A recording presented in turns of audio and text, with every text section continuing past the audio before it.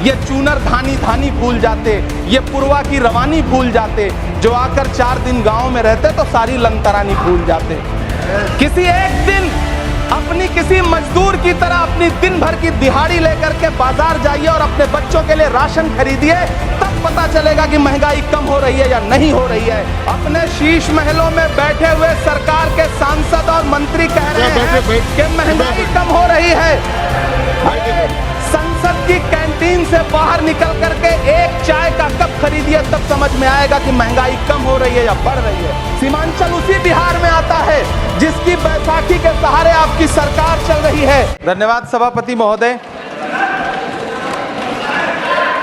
आपने मुझे आम बजट पर बोलने का मौका दिया। Sir my time. नहीं, pause my time sir. Imran Pratapgarhi कहा गया है सर, थोड़ा सा इसकी जांच कराओ। नहीं, मैंने कहा यहाँ प्रमोद प्रतापगढ़ी भी बैठे। ये आपसी मामला है, ये खत्म होने वाला नहीं है मेरे से। इसकी जड़ें बहुत गहरी गई हुई हैं, मैं रोज देखता हूँ ये जड़ें गहरी होती जाती हैं। इमरान प्रतापगढ़ी। धन्यवाद सभापति महोदय। 83 मिनट 71 बार थपथपाई गई मेज, 14,417 शब्दों का बजट भाषण, और उस बजट में अपने लिए राहत तलाशती मिडिल क्लास की हैरत ज़दा आंखें। सभापति महोदय, मेरे हाथों में जो दस्तावेज है, दरअसल ये देश के किसानों, गरीबों, मजदूरों की उम्मीदों का स्मारक है। ऐसा लग रहा है जैसे वित्त मंत्री महोदया ने बजट नहीं तैयार किया है, बल्कि प्रधानमंत्री जी की मन की बात का संकलन तैयार किया है। टूटा हुआ लश्कर का भरम देख रहे हैं, टूटा हुआ लश्कर का भरम देख रहे हैं, और जिल्ले इलाही के करम देख रहे हैं। ताकत का नशा अक्ल पे हावी है तुम्हारी, तुम देख न पाओगे जो हम देख रहे हैं। वित्त मंत्री महोदया ने इस बजट में महंगाई पर सिर्फ 10 शब्द बोला है। जिस देश में टमाटर 100 रुपए किलो बिक रहा हो। सभापति महोदय, मेरा टाइम पॉज करें और बार बार इंटरप्ट करने को या तो मना करें। हाँ बोले, कृपया बोले। सभापति महोदय, वित्त मंत्री महोदया ने इस बजट में महंगाई पर सिर्फ 10 शब्द बोले हैं। जिस देश में टमाटर 100 रुपए किलो बिक रहा हो, उस देश की वित्त मंत्री के पास बजट में महंगाई पर बोलने के लिए सिर्फ 10 शब्द है। डीजल, पेट्रोल, आटा, चावल, दाल, सब्जी की महंगाई का तो कोई जिक्र ही नहीं। सावन चल रहा है तो प्याज और लहसुन का दाम पूछना तो शायद पाप होगा।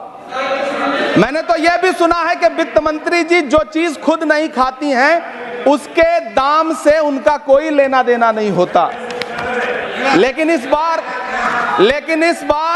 बजट पेश करने के लिए पार्लियामेंट आने से पहले वित्त मंत्री जी ने दही और चीनी खाई थी।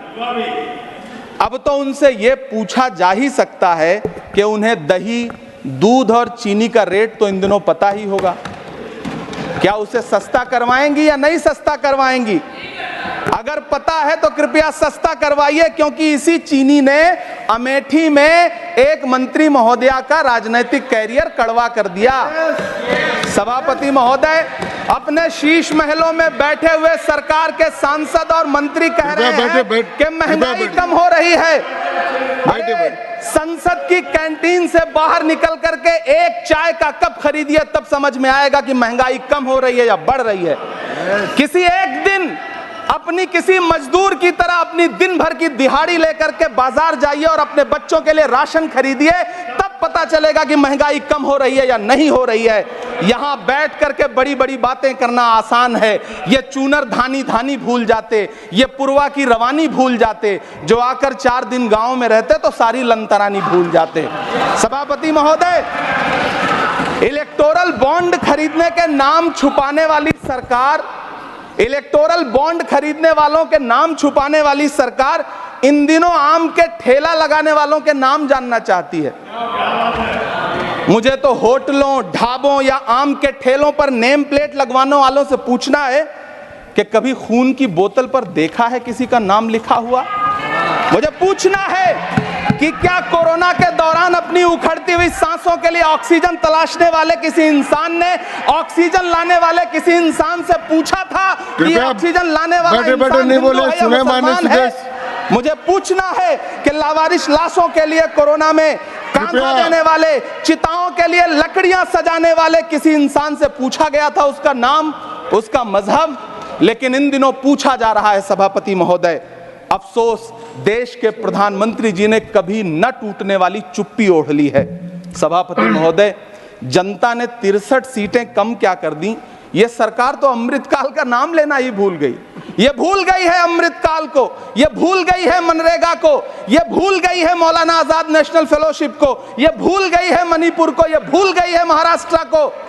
मुझे गर्व है कि मैं राज्यसभा में महाराष्ट्र का प्रतिनिधित्व करता हूं।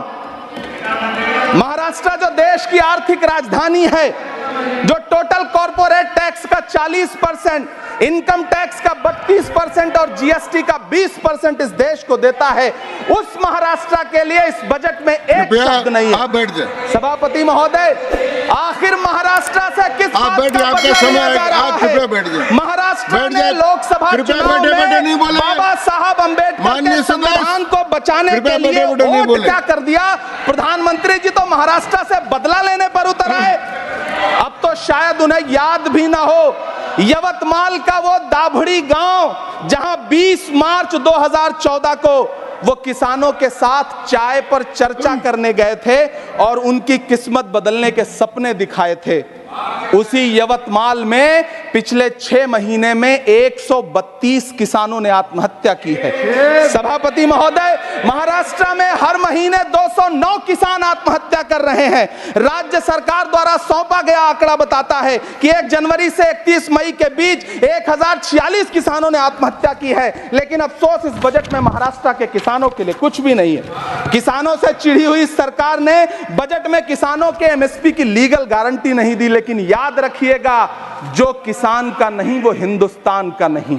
सभापति महोदय, मुझे वित्त मंत्री जी से पूछना है कि वो जो कुछ साल पहले 100 स्मार्ट सिटी बनाने का ढोल पीटा गया था, सुना है उस ढोल में पानी भर गया है, इसीलिए आपने उसका नाम बदल करके सिटीज ऑफ ग्रोथ हब्स रख दिया है।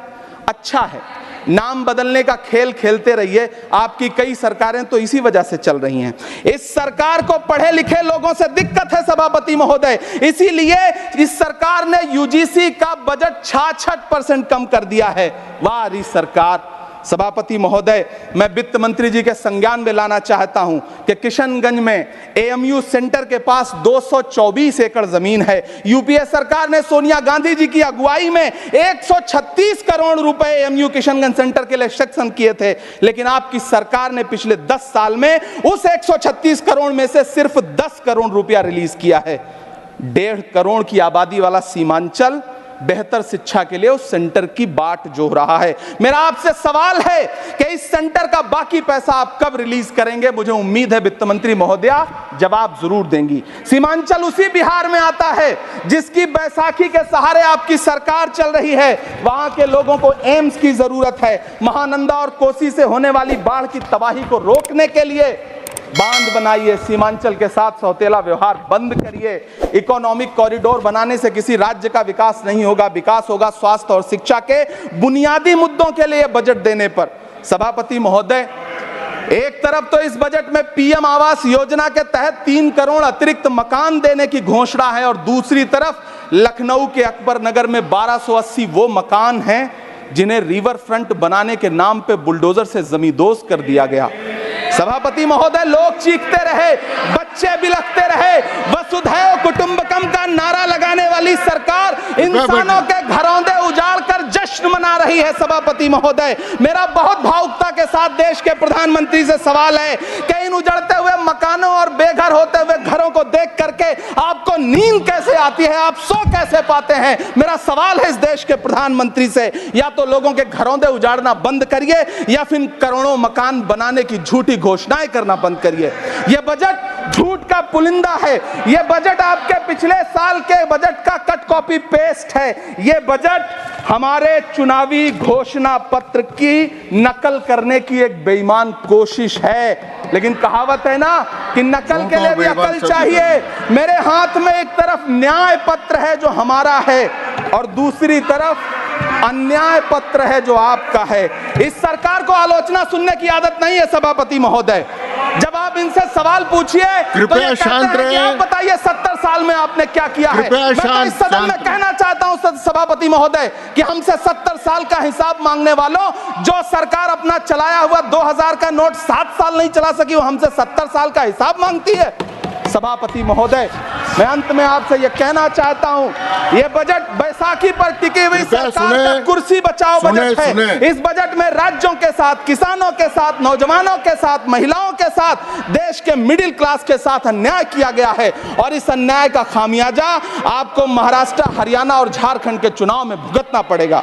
सभापति महोदय, इस सरकार ने नोटबंदी लगाकर देश की आम जनता की पूंजी छीन ली। बैठे नहीं बोले, कृपया। टैक्स लगा करके छोटे व्यापारियों के कारोबार छीन लिए, पेपर लीक करवा करके युवाओं की आंखों से नौकरी के सपने छीन लिए, अग्निवीर लाकर देश के जवानों की उम्मीदें छीन ली, बुलडोजर लगाकर लोगों के आशियाने छीन लिए, महंगाई लाकर देश की जनता की थाली से निवाले छीन लिए और नारा लगाया कि हम तो सेवक हैं, 18-18 घंटे काम करते हैं। इन्हीं लोगों के लिए किसी ने शेर कहा है कि जो सच और झूठ में दूरी है वो दूरी समझते हैं, सियासी हाकिमों की हम भी मजबूरी समझते हैं, वो अपना हक समझते हैं निवाला छीन लेने को, डकैती को बहुत से लोग मजदूरी समझते हैं। हमें पता है कि कैसी मजदूरी की जा रही है। सभापति महोदय, मैं यहाँ खड़ा होकर के अंत में आपसे कहना चाहता हूँ कि इस बजट में तमाम राज्यों के साथ अन्याय किया गया है, इस बजट में युवाओं के साथ अन्याय किया गया है, महिलाओं के साथ अन्याय किया गया है और खास तौर से महाराष्ट्र के लिए कुछ नहीं रखा गया है। महाराष्ट्र बाढ़ से जूझ रहा है, पानी बरसने से वहां 1500 से ज्यादा लोग मारे गए हैं। उस शहर को, उस राज्य को 4000 करोड़ के पैकेज की जरूरत है ताकि जो फसलें बर्बाद हुई हैं लोगों को राहत दी जा सकी। लेकिन अफसोस, इस बजट में महाराष्ट्र के लिए ऐसा कुछ भी नहीं है। मैं आखिर में यह कहना चाहता हूं कि पिछले 7 दिन से इस बजट का बड़ा ढिंढोरा पीटा जा रहा है, इसे महान बताया जा रहा है, लेकिन कौन महान बता रहा है? सत्ता पक्ष के लोग, उन्हें तो बताना ही है। क्योंकि मैं अवध क्षेत्र से आता हूं, प्रतापगढ़ से, नीरज भाई भी अवध और पूर्वांचल से आते हैं। वहां एक कहावत है कि बिटिया की तारीफ किसने की? बिटिया की महतारी ने, यानी कि बेटी की प्रशंसा किसने की? मां ने। तो इस बजट की तारीफ सत्ता पक्ष करे तो करेगा ही, लेकिन विपक्ष के एक भी सांसद से आप पूछिए कि क्या उसके राज्य को कुछ मिला है, तो वो ये कहेगा कि नहीं, कुछ भी नहीं मिला है। बहुत बहुत धन्यवाद सभापति महोदय, मुझे आम बजट पर अपनी राय रखने के लिए धन्यवाद। श्री अब्दुल बहाव, श्री अब्दुल